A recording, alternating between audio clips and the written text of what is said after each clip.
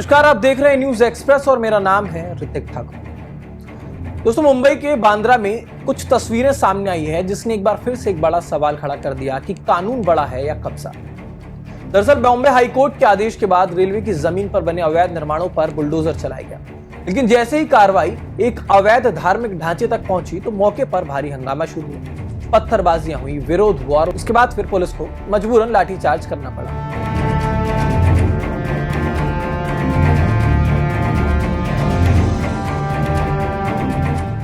अब इस पूरे मामले ने महाराष्ट्र की राजनीति से लेकर कानून व्यवस्था तक एक नई बहस छेड़ दी। मुंबई के बांद्रा पूर्व के गरीब नगर इलाके के पश्चिम रेलवे ने बड़े स्तर पर अतिक्रमण हटाने की कार्रवाई शुरू की। बताया जा रहा है कि रेलवे की जमीन पर बने हुए करीब 500 अवैध निर्माणों को हटाया जा रहा है। इस कार्रवाई में 2 अवैध मस्जिदें भी शामिल थी, जिन्हें कोर्ट के आदेश के बाद तोड़ा जा रहा है। ऐसा नहीं है कि अपने मन से ये कार्रवाई की जा रही है। प्रशासन का कहना है कि यह मामला साल 2017 से कोर्ट में लंबित था और सभी कानूनी प्रक्रियाओं का पालन किया गया, उसके बाद ये कार्रवाई यहां की जा रही है। रेलवे प्रशासन ने दावा किया है कि कार्रवाई से पहले नोटिस भी दिए गए और स्थानीय प्रशासन, पुलिस और रेलवे सुरक्षा बल की मौजूदगी में पूरा ऑपरेशन चलाया गया है। लेकिन अब ऐसे में बुलडोजर कार्रवाई के दौरान बड़ी संख्या में लोग इकट्ठा हुए और विरोध प्रदर्शन शुरू हुआ। स्थिति तब ज्यादा बिगड़ गई जब ये भीड़ उग्र हो गई, आक्रामक हो गई और पुलिस पर ही पथराव करने लगी।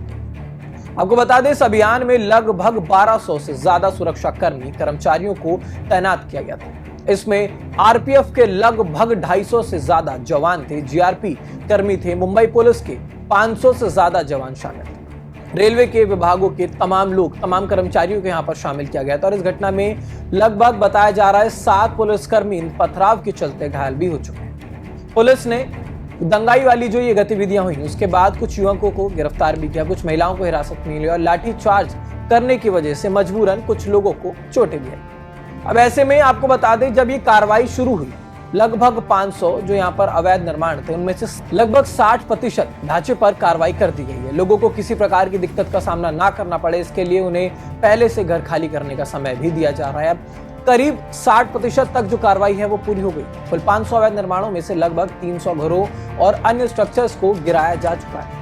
लेकिन अब ऐसे में तमाम जब मशीनें वहां पर पहुंचती हैं, जब जेसीबी वहां पर पहुंची, उसके बाद जब ये पथराव हुआ तो ये कई सारे सवाल खड़े करते हैं।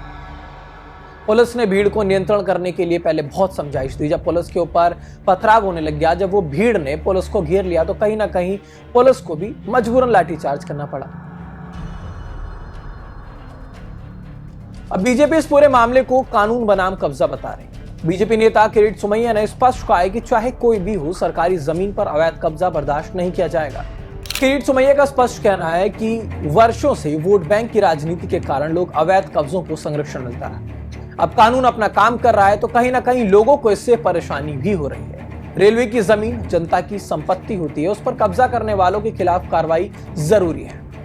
एनडीए नेताओं का साफ साफ कहना है कि कोर्ट के आदेश के बावजूद अगर कार्रवाई रोकी जाती है तो ये कानून के शासन पर सवाल होता है। पार्टी इस मुद्दे को तुष्टीकरण बनाम कानून के एंगल से भी उठा रही है। लेकिन अब ऐसे में सबसे बड़ा सवाल ये है कि जब प्रशासन ने ये साफ किया है कि किसी भी वैध धार्मिक ढांचे को नुकसान नहीं पहुंचाया गया और केवल अवैध निर्माणों पर कार्रवाई हुई, तो बावजूद उसके ये भीड़ प्रशासन के ऊपर पथराव करती है। ये कई सारे सवाल खड़े करता है कि क्या लोगों को जो कब्जा है वो कानून के, जब कानून कोई आदेश देती है उससे बड़ा ये कब्जा हो जाता है।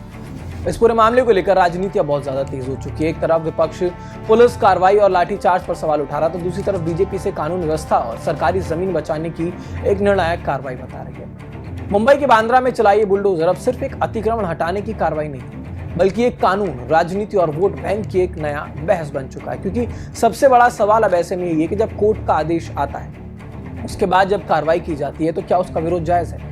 और साफ तौर पे तब जब आपको एक नोटिस पहुंचाया गया है, आपको घर खाली करने के लिए समय दिया जा रहा है, वहां पर तमाम प्रशासन की बात करें अगर तो तैनाती की जाती है, 1200 से ज्यादा वहां पर सुरक्षाकर्मी पुलिसकर्मी वहां पर मौजूद रहते हैं। उसके बावजूद अगर ये भीड़ अनियंत्रित होती है, पुलिस वालों को घेर कर उन पर पथराव किया जाता है, तो कितना ठीक है?